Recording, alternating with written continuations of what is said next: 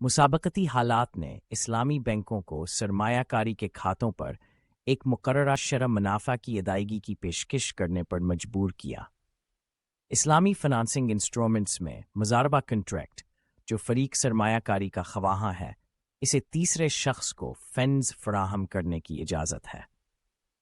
इस तरह एक या ज़्यादा लोग रब्बुल माल, तीसरे फरीक मुजारिब कॉफिन्स फराहम करते हैं जो शरीयत के मुताबिक कारोबार चलाने के लिए मेहनतावर महारत फराहम करते हैं।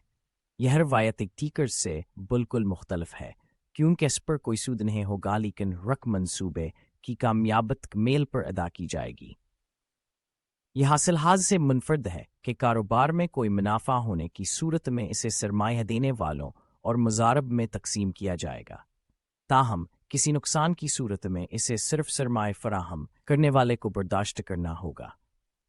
एक और दिलचस्प बात यह है कि हर बाल माल या सरमाए के शराकतदार के पास इस मंसूबे में कोई इख्तियार या कंट्रोल नहीं है।